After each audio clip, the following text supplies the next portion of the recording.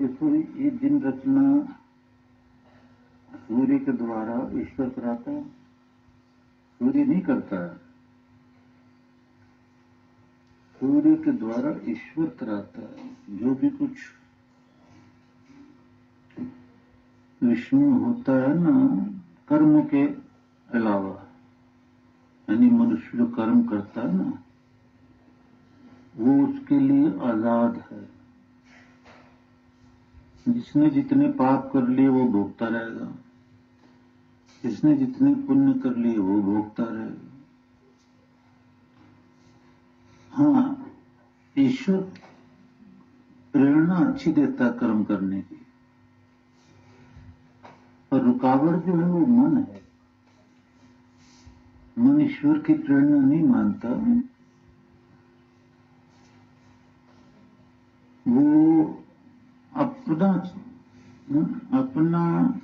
नियम चलाता खाना का मन, रजोगुण, तमोगुण, सतोगुण, कॉम्बिनेशन ऑफ ऑल दीज जो क्वालिटीज ऑफ द प्रकृति है ना, ये इसका नाम मन है, बुद्धि है। कि प्रकृति महत अहंकार, अहंकार से ही मन बनता है,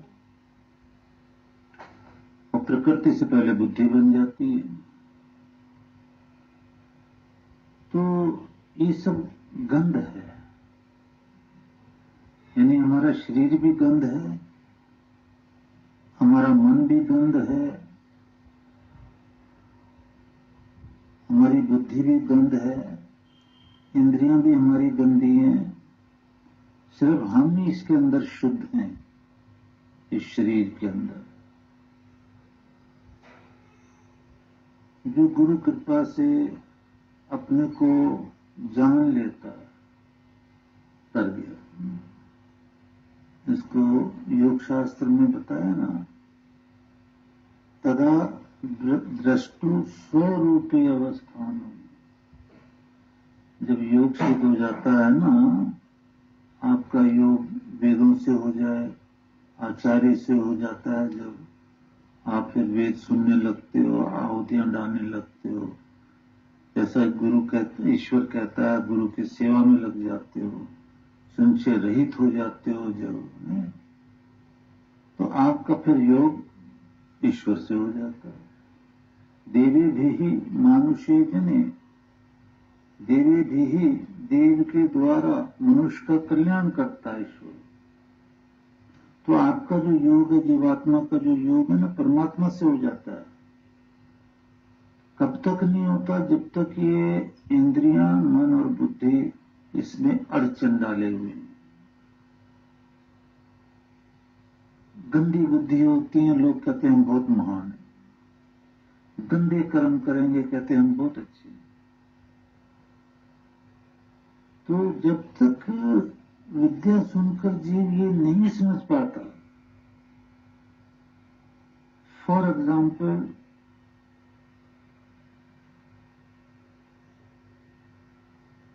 गीध होता है ना, गीध, उसके चारों तरफ मुर्दे मरे पड़े सड़े रहते हैं,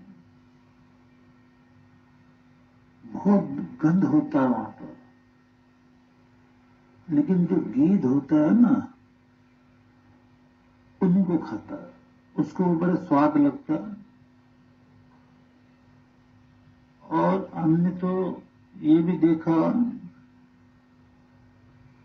कि जब गर्मी होती है ना, तो गीध को गर्मी लगती है, तो वो अपने शरीर पर, पैरों पर पोटी कर लेता है, विष्ठा कर लेता है, इस तरह से कि लिपट जाए चारों तरफ उसको ना, तो वो उसको ठंडी ठंडी अच्छी लगती है, गर्मी से बचने के लिए। आप समझ रहे हो ना कि गीध कैसा गंदा है। और सड़े हुए भोजन, सड़े हुए मांस को खाने वाले कितने ही जानवर भी हैं दुनिया में, उनको अच्छा लगता है। ऐसे ही अविद्याग्रस्त हुआ जो ये जीवात्मा अंदर रहता ना प्राणियों के, इसको भी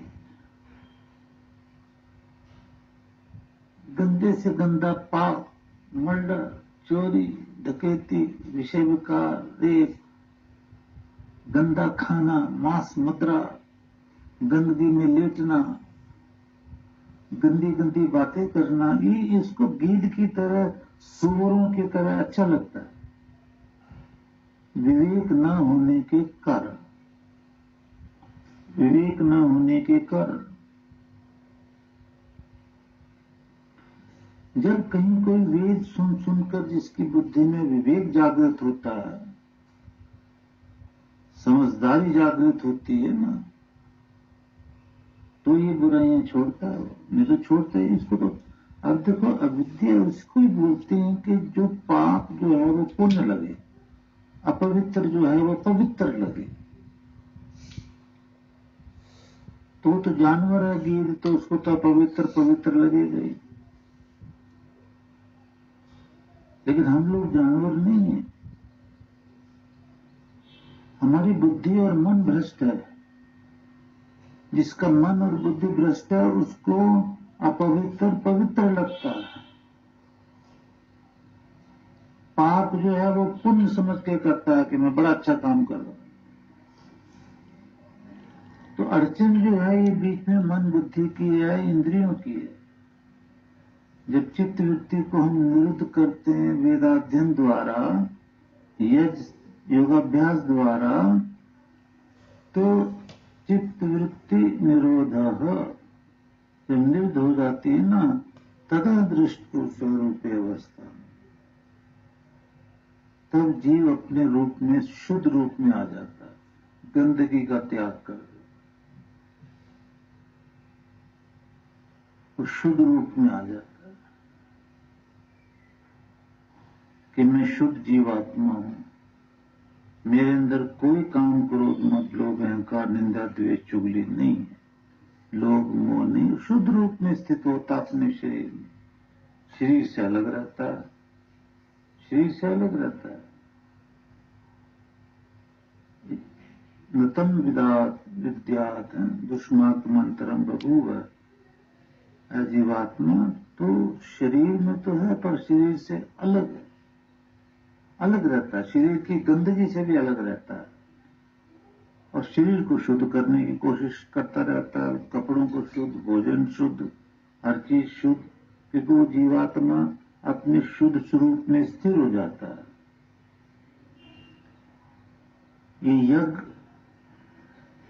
जैसे भी आप आए दूर से नजदीक से, इसकी कीमत तो 3 लोग को बेच के भी कोई नहीं दे सकता।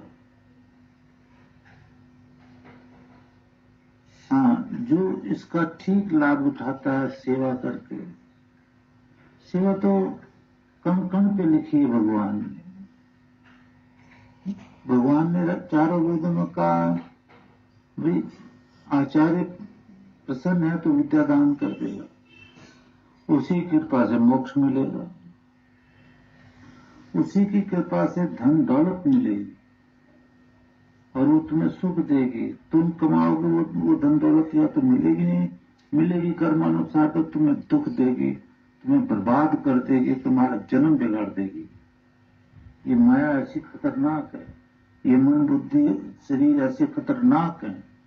इनको तो शुद्ध करता है तो कोई वेदज्ञ आचार्य हो, उसकी वाणी इसको शुद्ध करती है। पुनंतो मां देव जना, जैसे कहते हैं ना वेदों में कि ऐ मनुष्यों, तुम विद्वानों से ये प्रार्थना करो। ईश्वर कहता प्रार्थना करो, मुझसे नहीं, विद्वानों से, कि पुनंतो मां देव जना,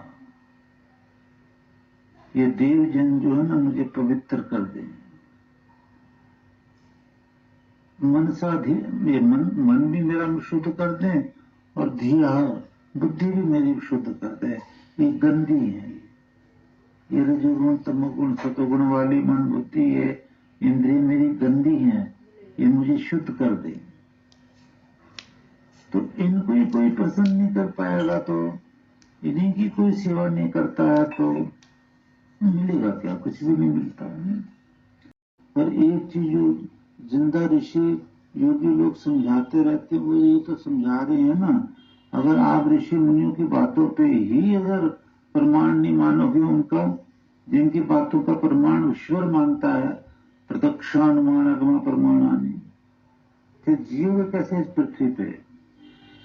तप जाओगे, अगला जन्म बिगाड़ बैठोगे। तो शब्द ब्रह्म के द्वारा प्रत्येक ऋषि मुनि समझा के गया विश्व को, और उसके शब्द ब्रह्म को जिसने समझा, उसको आत्मा लाया, तो वो खुद ही ऋषि बन गया, वो खुद ही ब्रह्मलीन हो गया। तो शब्द ब्रह्म के द्वारा ऋषि लोग समझा देते हैं कि भी ये जीवात्मा निकल करके पापी अगर है तो ये कुत्ता बिल्ली गाय भैंस में जाएगी।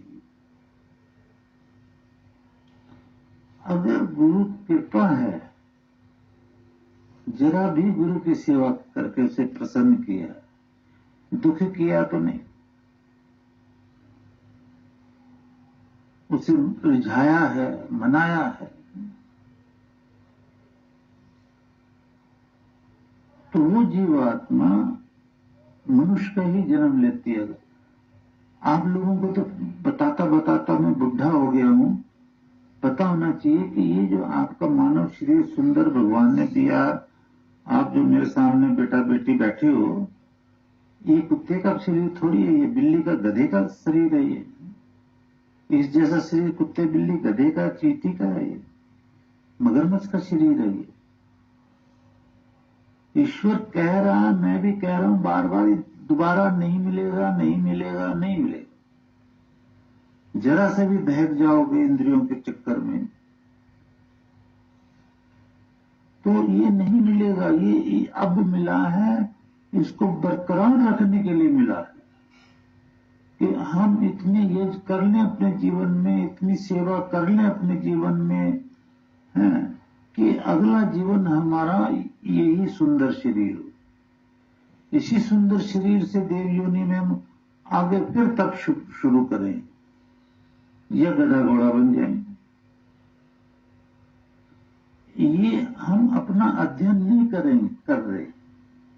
कभी कहता था एक शेर कि कोई क्या करेगा किसी और पे शैदा होकर, जिसने अपने को न समझा कभी अपना होकर। लोग एक दूसरे पे शैदा हुए जा रहे हैं। खुद जीवात्मा है हम, सुख स्वरूप है, चेतन है, अविनाशी। हम अपने पे शैदा नहीं हो रहे कि भगवान ने हमें इस शरीर में डाल दिया तो हम अपने को देखें, हम क्या हैं, हम क्या हैं, हम क्या हैं, हम क्या हैं, हमारा रूप क्या है, हम कहां से आए, कहां जाएंगे, क्या कर्म क्या है, क्या है ना। ऐसा इंद्रियों का विषय छाया हुआ सारे संसार में, ऐसा मोह ममता का विषय छाया हुआ सारे संसार में कि हम अपने को भूल गए, दूसरों पे जान फिदा कर रहे हैं, जान फिदा कर रहे हैं और मारे जा रहे हैं, और कुत्ता बिल्ली गधे घोड़े बने जा रहे हैं अगले जन्मों में। तो हम अपना अध्ययन नहीं कर पा रहे, ये हमारा बड़ा पाप है और उठाना पड़ेगा इसका दुख। तो ईश्वर ने तो मार्ग वेद बना दिया, इस मार्ग पे चलने की जरूरत है।